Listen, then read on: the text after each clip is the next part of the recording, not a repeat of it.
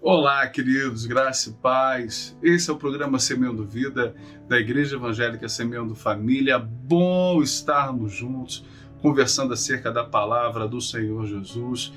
Nosso canal no YouTube, nossa página no Facebook, no Instagram, nos siga, para que nós possamos estar ali compartilhando, a palavra do Senhor. As redes sociais hoje é interessante. Aquilo que era internet na época de Paulo eram os mares aos quais ele atravessava. Hoje nós temos aí esse mar tecnológico do que é a internet para podermos alcançar famílias, alcançarmos vida. Então você curta a nossa página.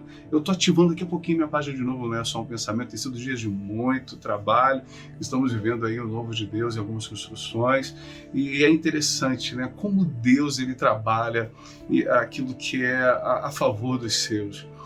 Talvez você esteja assistindo ou ouvindo o programa e possa ressuscitar dentro da memória do teu coração alguns momentos, onde a expressão de Deus estar cuidando de todas as coisas é uma verdade.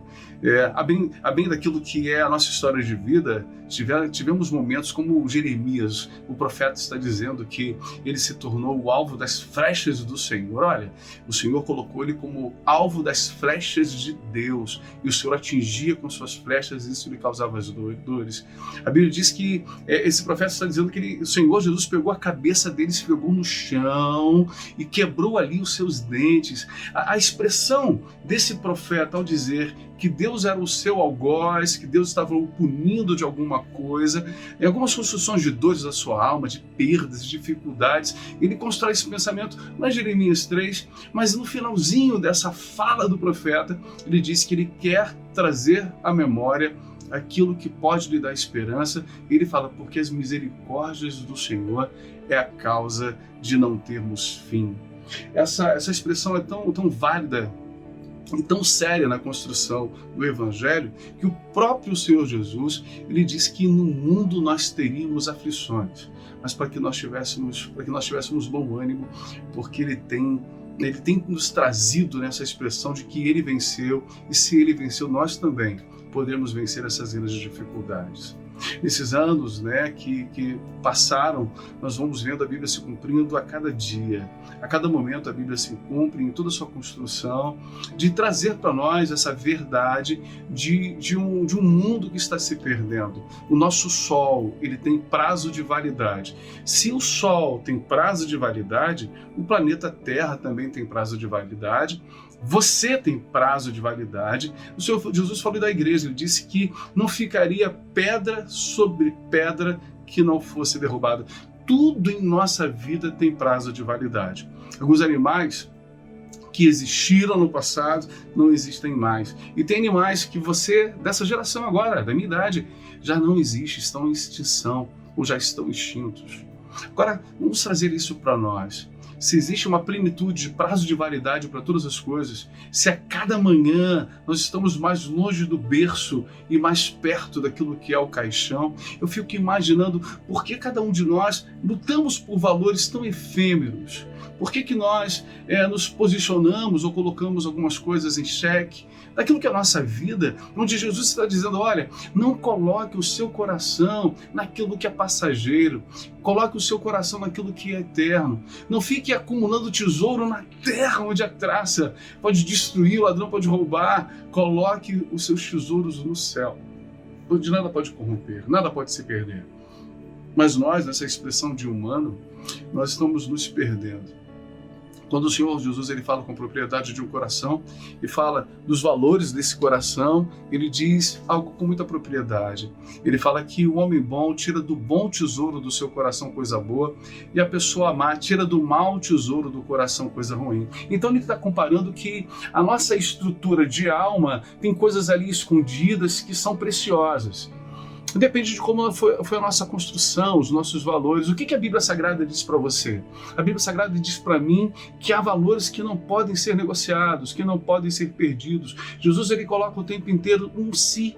Se atentamente ouvir a voz e obedecer, sereis próspero. Tem tantas pessoas pregando prosperidade sem colocar esse se você obedecer. E a gente acha que prosperidade é uma sonegação, é uma mentira, é uma degradação, é passar à frente de alguém, é enganar outra pessoa. A gente vê isso acontecendo em todos os lugares hoje em dia. Eu sou da época que quando eu sabia que meu pai chegou na escola, eu ficava com medo. Meu pai chegou na escola e falei, ih, agora deu ruim para mim. Esse é o meu pensamento. Hoje, quando o pai chega na escola, a expressão do aluno é, agora a escola vai ver, meu pai está aí e ele vai fazer e vai acontecer. Os valores foram deturpados e corrompidos nas instituições de ensino, os nossos governos estão perdidos desde aquilo que foi a colonização. A gente vê agora a igreja, a essência da igreja, onde as pessoas, quando se diziam cristãs, tinham crédito, tinham valor. Hoje em dia, isso se perdeu. Outro dia, fui fazer um financiamento e me perguntaram qual era o seu segmento, o que eu trabalhava. E eu falei assim, eu sou líder, né, de uma igreja. E a pessoa falou assim, ó, tudo menos isso. E aquilo entrou no meu coração com uma tristeza tão grande, porque é uma verdade isso. É uma grande verdade hoje em dia. Para eu ganhar meu irmão para Jesus, você que é da cidade de Araruama, sabe, o Valdir da Laje, e ficou agora o Ney da Laje, que é meu irmão. E eu aceitei Jesus primeiro do que ele. E para eu ganhá-lo para Jesus foi uma grande dificuldade, porque quando eu chegava para falar de Cristo, naquilo que é o estabelecimento comercial dele, eu falava do amor de Jesus, o que Deus poderia fazer. Ele me pegava para mim e me mostrava um bolo de cheque assim. Ele dizia, esse aqui é da igreja tal, esse aqui é o pastor fulano, esse aqui é o pastor ciclano. Como é que eu vou acreditar nesse segmento se essas pessoas que se dizem estão aqui e não me procuram para dar uma satisfação? Estamos vivendo isso, onde as pessoas perderam as suas essências, e isso, o caráter, a hombridade e a moral nada tem a ver com a religião, nada tem a ver com o evangelho. Mas sim, quando nós temos um encontro com Cristo, estamos em uma igreja, não importa qual seja a denominação, a nossa expressão de reino precisa ser verdadeira. Não quer dizer que nós vamos ter tropeços, que nós vamos errar, que nós vamos pecar. Não existe um ser humano na face da terra que seja santo. A Bíblia diz que todos pecaram, estão destituídos da glória de Deus. A cada manhã a gente comete algum tipo de situação que não agrada ao Senhor. Fato. Mas o ruim é quando nós somos confrontados e, ao invés de aceitarmos o confronto e mudarmos a nossa história de vida, a gente quer mudar a vida do outro, a gente quer distorcer a verdade, a gente quer dizer que o outro está errado. É o casal que senta no gabinete para conversar e se eu ouço o marido, ele fala que 100% é culpa da mulher, e se eu ouço a esposa, ela fala que 100% é culpa do homem. Poucos são aquelas pessoas que sentam e falam assim, olha, eu tenho a minha parcela de responsabilidade, e ela tem a parcela de responsabilidade dela. Ninguém errou sozinho, nós erramos juntos. O pior é quando eu e você, como seres humanos, vindo do mesmo barro, expressamos como se o erro do outro fosse do outro, não fosse um erro meu. Como se a dor do outro fosse a dor dele, não fosse também a minha dor. Como a perda do outro fosse a perda dele, não fosse a minha perda. Estamos perdendo valores que são assim inegociáveis na expressão do Evangelho.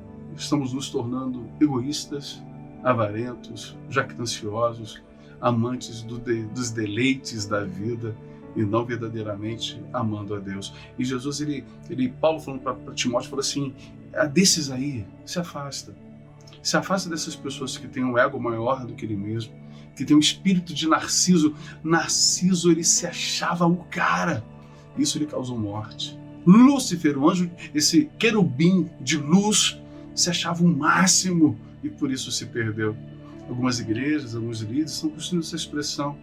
Nós somos sim a melhor expressão do nosso Pai, que fez o homem à sua imagem e semelhança e soprou em nós o fôlego de vida, mas para que nós pudéssemos ser uma expressão verdadeira da sua essência moral, de caráter, de amor e de conexão com Deus. O homem, a expressão homem quer dizer aquele que adora, aquele que olha para cima. E nós estamos olhando para o nosso umbigo. Olhamos para o espelho e vemos só a nossa imagem refletida. Talvez hoje, nesse dia, aí você que está ouvindo, assistindo, precisa dar uma boa olhada no espelho, no branquinho do seu olho, e perceber que tipo de homem, que tipo de pai, que tipo de mãe Que tipo de expressão do Evangelho você tem sido?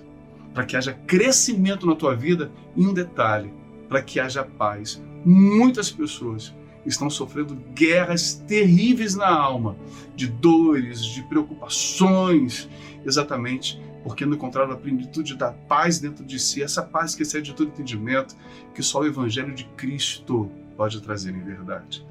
Que nesse dia o Senhor te abençoe, que haja graça no teu coração, plenitude na tua vida, que você possa ser a melhor expressão que o Pai que está no céu pensou sobre você e para você. Beijo no teu coração. Paz de Cristo.